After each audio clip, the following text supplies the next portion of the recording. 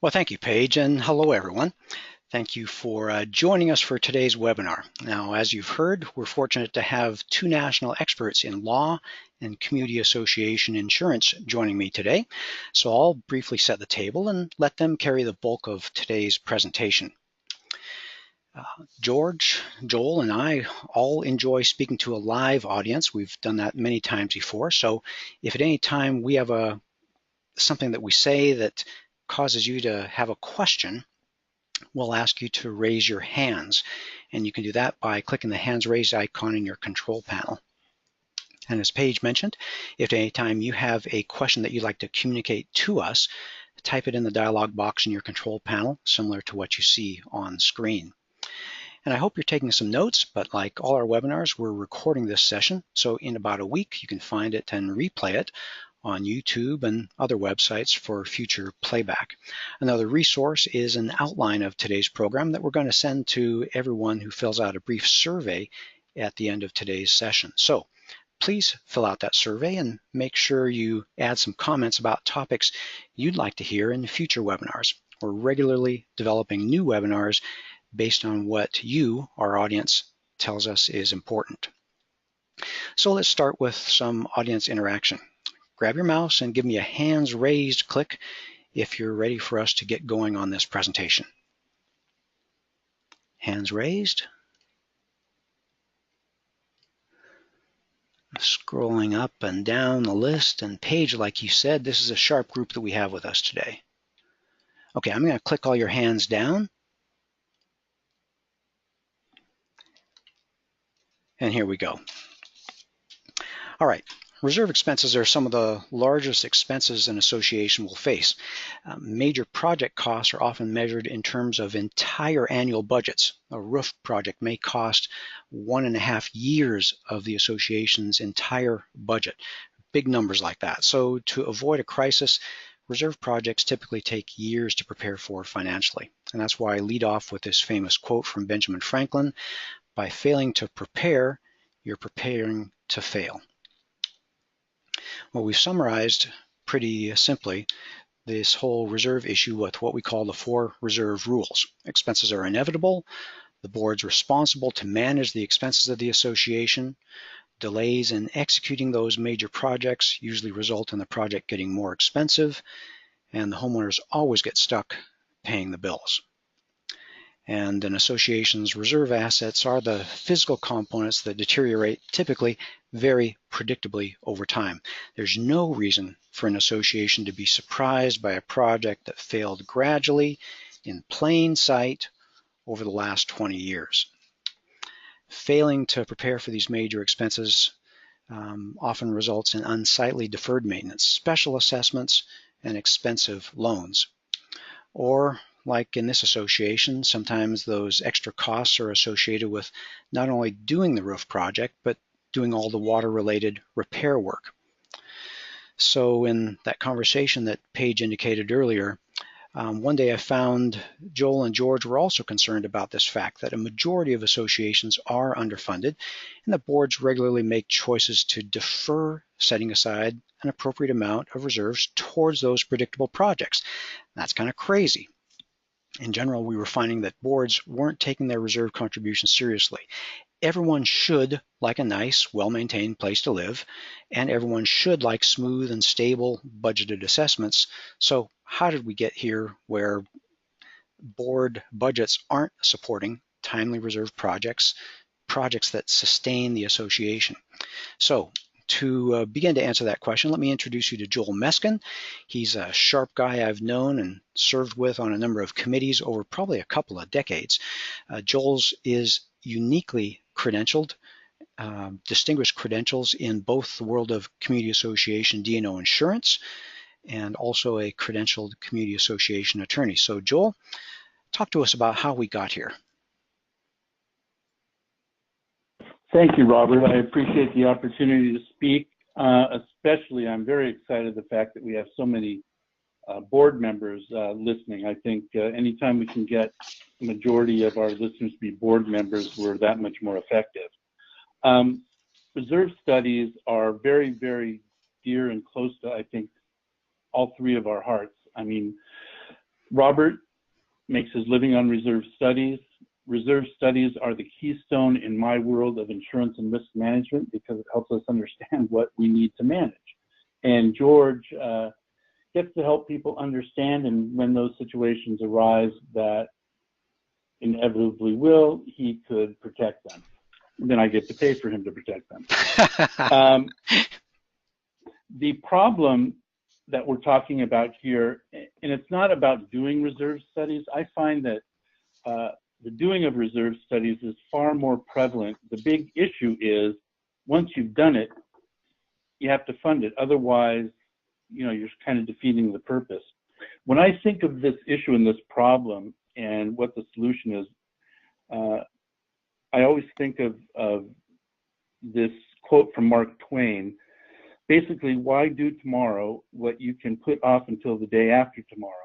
And that's sort of the sense that I get from a lot of board members and associations. There's always something else that is important to these individuals. And so why do we need reserves? We need reserves because we have to, the board is here to manage assets. And if we don't know what those assets are, we really don't know the extent of what needs to be protected.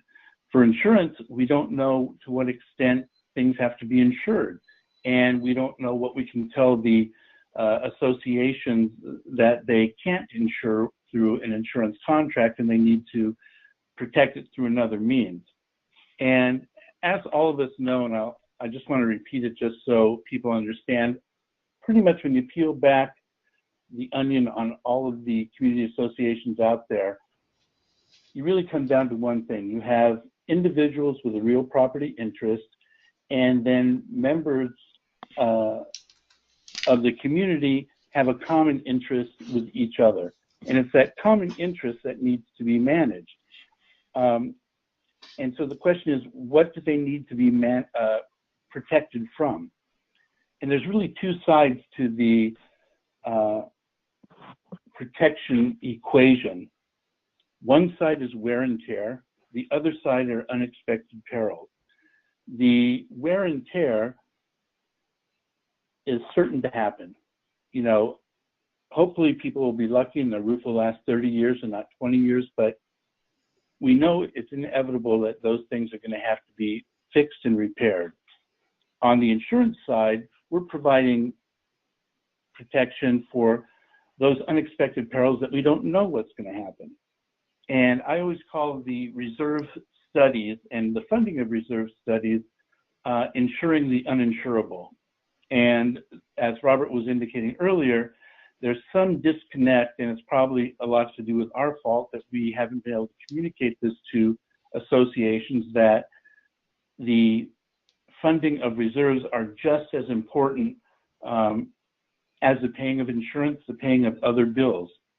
On the next slide, we focus on the problem of the unfunded reserves. And aren't reserves, as this picture shows, aren't reserves for the future? Yeah, reserves are for the future. And so we have to ask ourselves, so why do we want to pay for it now? And I think it's pretty clear, just like those of you who, out of your paychecks, have monies going to various accounts, your 401ks, these things build up and you get used to not knowing that that money is out there. For some reason, associations, unit owners, board members don't use that same logic when it comes to funding reserves, when funding reserves, for all intents and purposes, is basically identical to a 401k, because you're here to fund and protect one of your biggest assets. Community associations, as we know, are not-for-profit entities that are budget-driven, and that's a key here. And I always basically analogize the community associations as diabetics. You don't want there to be spikes in their expenses. You don't want there to be, low falls in their expenses. You want certainty. You want it to go as level as possible. And that's the purpose of funding reserves on a manageable point. When Robert does a reserve study, he will end that reserve study with a recommendation of funding. And there may be reasons to not do it exactly as he says. He probably has, ranges. But at the end of the day, he's telling you what you need to do to be able to keep certainty and to stay flat on this. My thought always is, what happens when we don't pay our insurance? We get canceled. What happens if we don't pay the landscaper? We don't get the service. So the same thing I think should be built in, even though maybe not formally being able to do it, but somehow getting the same commitment with respect to our reserve funding on the reserve study. And in the next slide, we really start looking at some of the excuses, okay? They basically say, how much is enough? And that, that really kind of challenges, and people using that excuse really are a little disingenuous, because that's what the reserve study does. It tells you really how much. It's not a perfect science, but it's better than any other science we have to be able to determine and figure out the life expectancy of various elements within the community association. It's sort of like having 4 children. If I had, needing to know how much is enough before I had these children, I can tell you there's no way I would have had these children, because I could never have believed people how much it costs. So let's go to the next slide. And what we want to do is, this is like the biggest thorn in my side. This, especially on the insurance side. I mean, we all know that we can expect what George is going to charge. Robert has a pretty good idea what he's going to charge. But when I sell insurance and I bring it into the association, the first thing that they do, and I challenge any of the board members here, I hope you aren't in this group, but people flip right to the price page. And what I do is I recommend to insurance professionals and to managers, take that page out, because if you want boards to be able to properly analyze those amounts, then you have to get the actual cost out of the picture while they're contemplating that. And in this situation, assessments low is really counterintuitive to maintaining the association and what it needs to maintain at the level that it was when you moved into the association. So let's go on to the next slide. And we're really trying to figure out what is the board's obligation. And right here, it's to protect, preserve, and enhance the assets of the association. One of the biggest issues I have, having insured, touched in one way or another over 6,000 D&O claims, just a little under what George has probably defended. What is the common denominator? One issue is people don't understand what their role is as a volunteer board member. I know it'll shock many of you, but a lot of people don't read their governing documents and know what their role is. And anybody who truly thinks that they can properly manage the association without having this role and understanding what the reserve study provides, I mean, it's the keystone to both insurance, to the law, and to managing and protecting the assets. As we go to the next slide, what we want to do is, and this is sort of leading into going to what George will be talking to us about, and that is when we peel back the onion of the board of directors and their duties and obligations. And it really is to do the one thing. It's to protect the assets of the association. Some boards turn it into something very different. They go into their room, the board meeting, they make their decisions on how they're going to protect, they determine how they're going to fund this or that. But what happens is people don't understand that, and for some reason, the notion of saving money, which I've never been able to find in the thousands of CC&Rs and other documents I've read, where it says you can basically do anything you want to save money, because that's the key thing. And you would think that it isn't one of the main focuses. So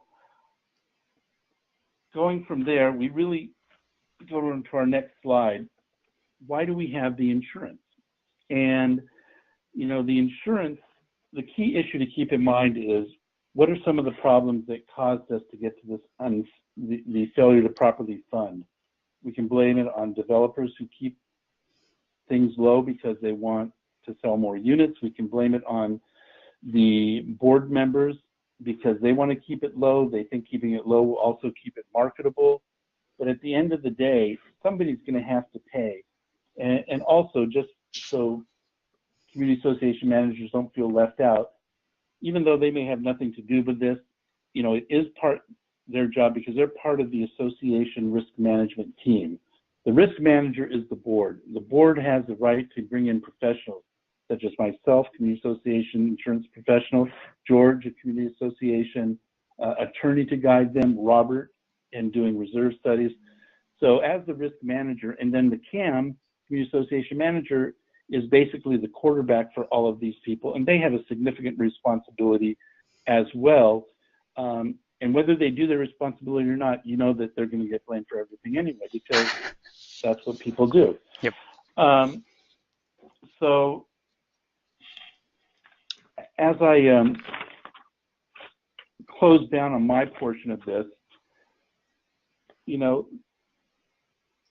one question I have, for George is really, what is their obligation? I mean, where does the obligation start? Where is it based? What are the consequences for not doing this? I know that I spend a lot of time defending board members for allegations that they're somehow, with respect to not properly funding reserves, are breaching some obligation, whether it's a fiduciary obligation, good faith, or otherwise. And before I turn it over to George, I just wanted to give people a little bit of an idea about who this gentleman is. And there's two things that I think of when I think of George, because he really was sort of, even though I'm probably as old as George, he still mentored me quite a bit in this. And there's two things. Number one, without a doubt, he's probably one of the top 3 or 4 community association attorneys in the country. The second thing is, and many of you who may know him know that he's a gentleman's gentleman and he's a lawyer's lawyer. And so I'd like to just turn it over to George. Well, thank you, Joel, for those very, very nice comments. I do appreciate it. And welcome to everybody who is on the call. Thank you for taking the time to participate, seeing how many board members are involved. Let me sincerely say that this is another thank you for all the time that you do put in. The cumulative time that all directors put in, I don't believe it's calculable. And we, the 3 of us, certainly recognize that. And thank you for taking the time today. Earlier, Joel said that the issue of reserves and replacement studies is the idea of insuring the uninsurable. Well, if you look, as lawyers are prone to do, lawyers are supposed to know the meaning of the words they use.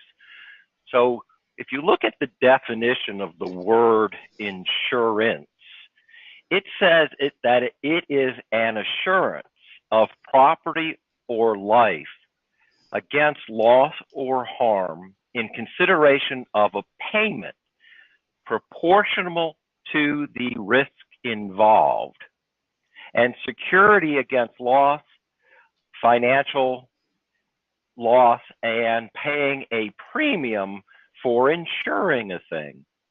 So the key is an insurance policy or insurance is a payment that is in proportion to the risk involved, so that you pay a sum for which presumably you will get more than you put in. You pay $1 million premium for a $10 million insurance policy. There's been an analysis of the risk, and the duty to pay on that policy only arises if there is a loss. So that is the analysis. Reserves and reserve money is insuring the uninsurable because it's not an analysis if something happens. It is going to happen, whether it's a piece of property or ourselves individually. We're going to age, and we, being a property or a person, we need upkeep. And it's not if, it is the inevitable. And there is no way for an insurer to come up with a risk analysis of what we know is actually going to happen. Could it? Yes, and that's where Robert comes in. Robert tells us what the risk is and how much it's anticipated to cost. But if you're an insurer and it's an inevitability that you are going to spend that money, the amount that you pay in premium will be very closely related to the amount of money that Richard has said that you need to put aside. There's no, well, if it happens. So you are insuring the uninsurable. It's a duty included in the role of the members of the board of directors. And as Joel has said, it is an analysis in the complete package of management to guide the board members in what they need to do. So as members of the board of directors, you start out, whether you understand it or not, with two different standards on which you are going to be judged. And then based on that, where you may or may not have individual liability. The first is a duty of care, and the second is a duty of loyalty. We'll first talk about the duty of care. And the duty of care is generally referred to in most states as the business judgment rule. As the business judgment rule, every state has this in one way or another in their nonprofit codes. In fact, in most states, it's identical. And what the business judgment rule is, it's a duty of care. And the duty of care is associated with how you make decisions. And you're charged with acting in good faith in the best interest of the association, and you have to make informed decisions. And the key is you as a board member will not have any personal liability for the result of your decision if you follow the process. And the process being, most importantly, is making an informed decision. And each one of the codes say that in making a decision, the members of the board of directors have the right to rely upon the advice of persons that they believe are reasonably competent in the issue that they are addressing, professionals, lawyers, accountants, reserve study analysis, etc. And then in making the decision, you have the right to rely on that advice that you have been given. The key to the duty of care is this entire process. And then every code says the following: a director is not liable to the corporation or any member or any other person. Now, let me stop there. If you're not liable to the corporation, any member, or any other person, is there anyone else left in the world? And the answer is no. So you're not liable for any action taken or not taken. So for what you did or what you didn't do as a director, if the director acted in compliance with the good business judgment rule. So that's saying if you make an informed decision on action to take or not take, and you acted in good faith in the best interest of the association, a court is not going to look at the result of your decision. Common sense. The other duty that board members owe to their members is that of a fiduciary duty.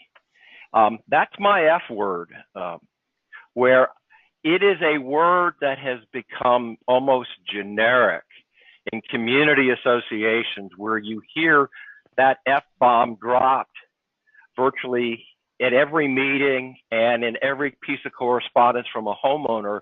You will see someone drop the F-bomb that you have an F duty to the members. And while that is an accurate statement, those items that are of a fiduciary nature, which is a duty of loyalty compared to a duty of care, are very, very limited. There are 4 of them. You have to act in good faith. You've already heard me say that. That's the fundamental of the good business judgment rule. You have to keep the confidences of these corporation confidential. You have to disclose conflicts of interest in a transaction. If you're a principal in a company that the association is going to do business with, you have to reveal it. And you can't get on the board of directors and take a business opportunity or use your position for personal gain. So being a fiduciary is this absolute duty of loyalty to the corporation, regardless of the effect it may have on you personally.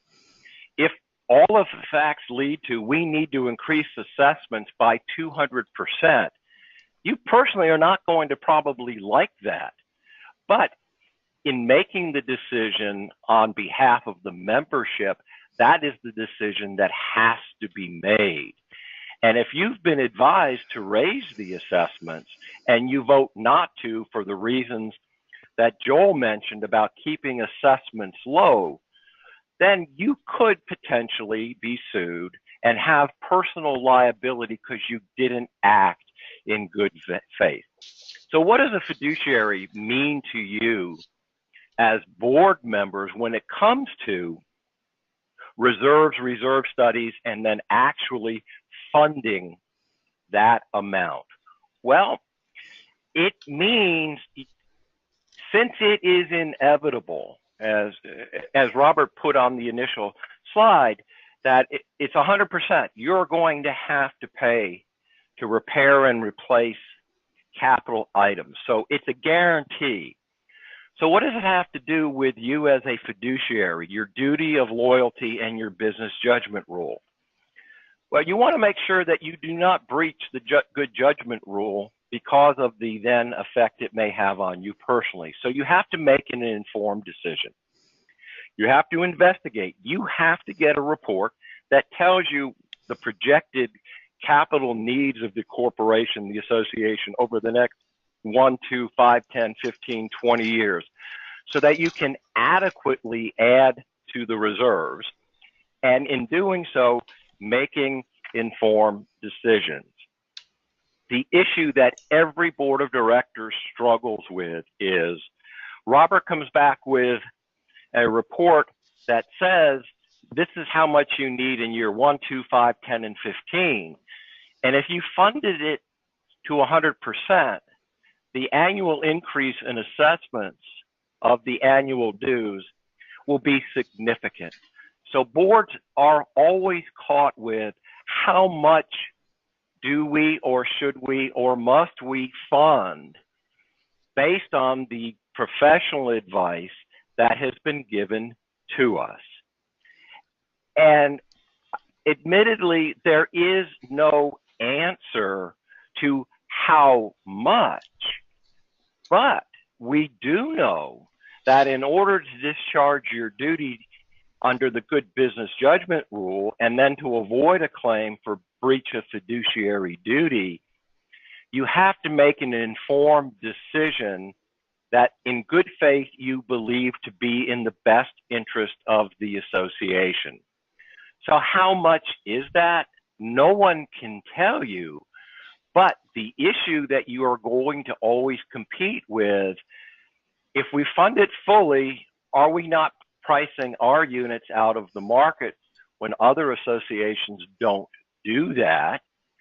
And is it something that we have to do? Because quite frankly, folks, the attitude many times is, well, I'll be dead and or long gone from here before that roof, drainage, or whatever has to be replaced.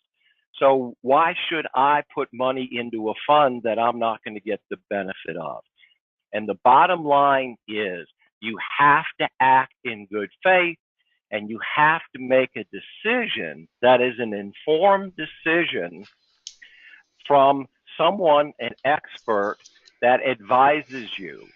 And so that's the conundrum that every board of directors has, especially as community associations, like all of us, get older and we have more needs to either just keep us where we are or to improve us.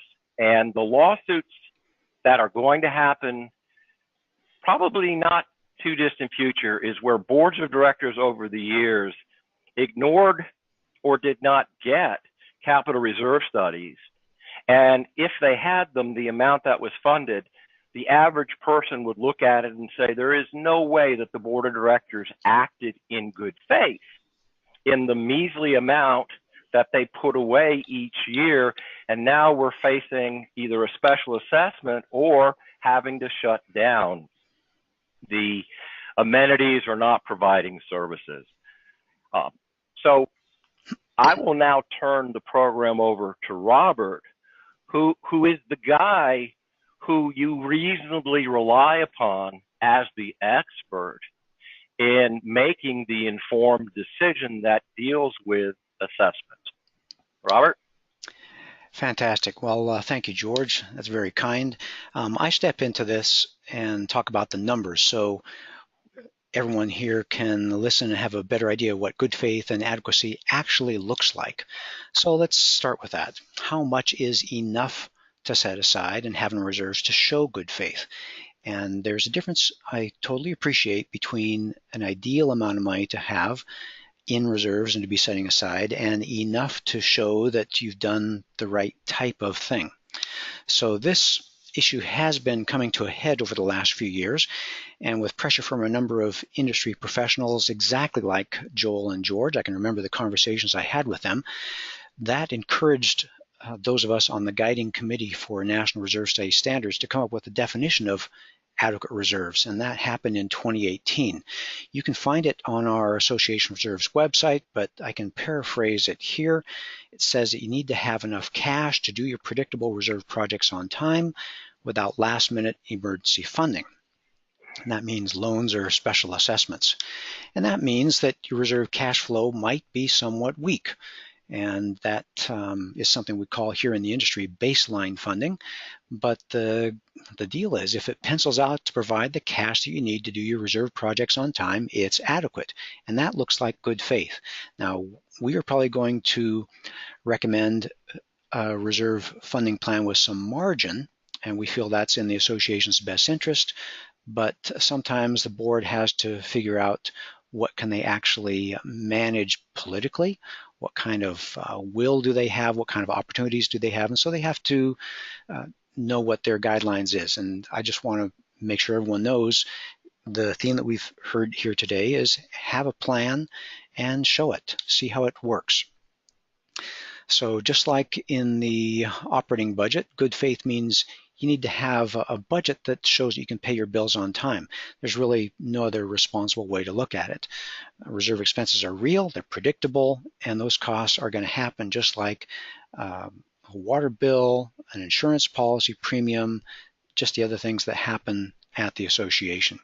So I return to what I began the program with. By failing to prepare, you're preparing to fail. And that's a good way for me to encourage you to think about this. And this whole idea of failing to prepare is not what you want to do as a board member. So with that in mind, let me turn you back to Joel.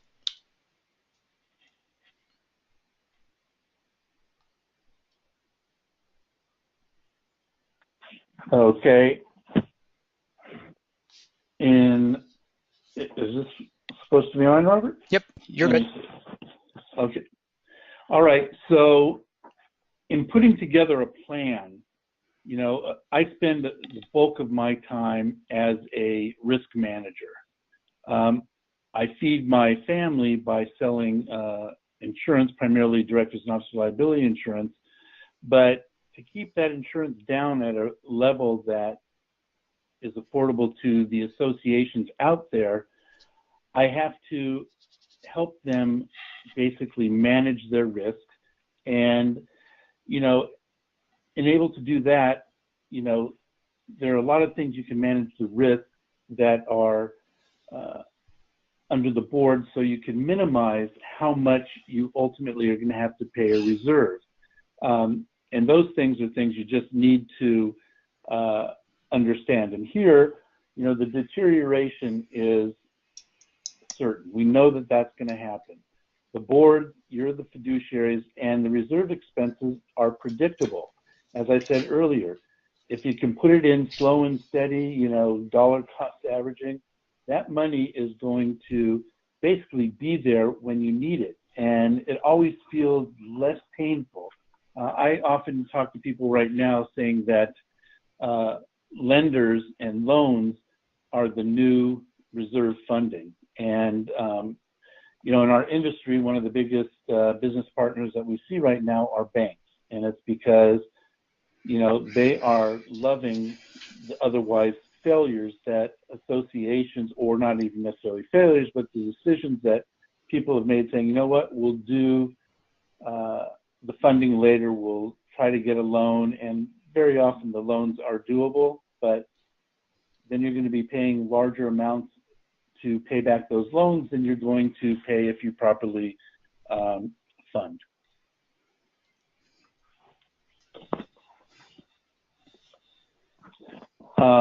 And this is another issue.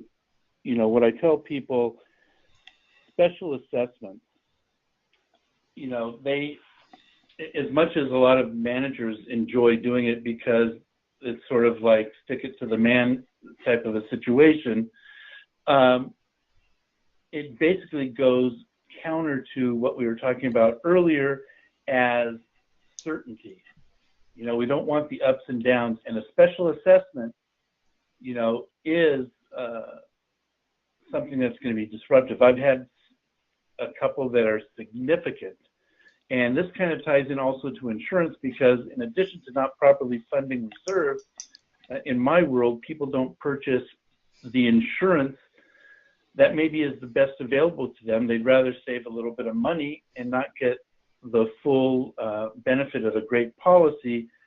And as we know, at the end of the day, somebody's going to have to pay. And so, you know, ignoring the true costs of the inevitable and really the protection that we need, you know, it's something that we have to stick with. And one of the biggest problems, as I indicated earlier, is a lot of times it's sort of like with our mortgage disaster in 2008, 2009, when, you know, lenders had given people loans that they knew the people could not afford. I sort of see the same thing when developers set artificially low assessments and allow people to come in, and then when it comes time to having to properly fund and take care of both the certainty and the unknown, and those people, as we say, may not be appropriately and may not be able to afford to live in your community.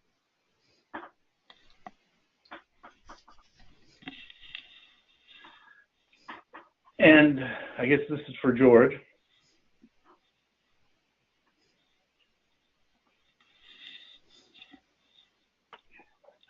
I do not. Help me with the question, gentlemen. Yeah, just some parting thoughts. This is what I had Okay. from your notes, George. Okay. I want to address one thing that Joel was just saying, so that there's not a misunderstanding. In talking about the insurance and the directors and officers insurance, I think we need to go back to paying the cost to repair, replace items that have worn out is not an insurable event. And what Joel is talking about is, one, making that point. You've got to put the money away because someone else isn't going to pay for it.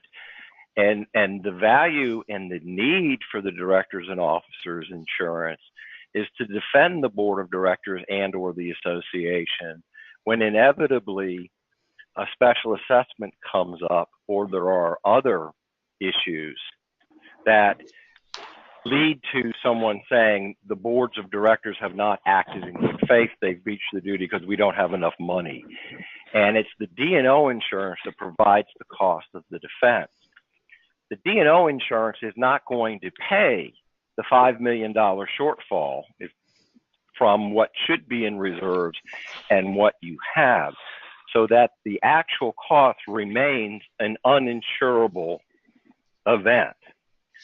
So we've got to make sure that we are setting aside adequate reserves, as Robert has defined it and as the experts have defined it, so that the board of directors are always acting in good faith and in the best interest of the association. And it's a hard decision to adequately fund reserves if your competition, the other associations in your market, are not doing that. But that is the right decision. And when those other associations down the road don't have the funds or most of the funds necessary to pay for the inevitable, and your association does, the value goes completely in reverse because of the good faith and the understanding of the obligation that your board of directors and your manager has imparted to the boards over the years. So those are my thoughts. Fantastic. And can I just add one thing on to what you just said, George? When we reverse this, the association can be proactive with showing prospective buyers, hey, we are funded. This is what we do. This is why this is a great value for you to move into this association. And exactly. I think people have a hard time to look at the positive out of that. Sure, I agree. Yeah. If I can jump in here, yeah, and the reserve contributions are often just a portion of that. It's an extra $10, $20, $30 a month that makes a real difference in keeping those common areas nice and affecting the home value due to that curb appeal, because that's all very real. Okay, well, it's time to close. I had these thoughts written up, but I have a whole lot of notes from the great points and teaching, Joel and George, that you've brought together here today. These are inevitable expenses. Joel, you talked about insuring the uninsurable, because this is not an accident. This is an inevitability. And Joel, also, you talked about the team aspect. George, you talked about showing good faith. So that all comes together in having a plan, and management companies understanding who the association is and understanding kind of their DNA, what they're showing as far as their character and their decision-making ability. And for everyone, choose your words carefully. That reserves contributions are not for the future, but if you can characterize it as closely as any other operational bill, paying the deterioration bill, paying the light bill, paying the utility bill or the janitorial bill, you're going to have a lot more success in helping the owners understand that this is an appropriate expense. And I do want to encourage everyone listening that the great future is out there, and it's those wise decisions, informed decisions, the good faith decisions that can help you get there. So on behalf of Joel, George, and myself, we all want to thank you for attending our program today. We hope you're able to pick up some important points, learning how, or the reasons I should say, why setting aside adequate reserves is a fundamental requirement at an association. It's not an optional issue. It's not a choice. So for those of you who would like to hang with us for a few more minutes, I'm going to turn the microphone over to Paige, who will serve as our MC for the Q&A portion of our program. Paige.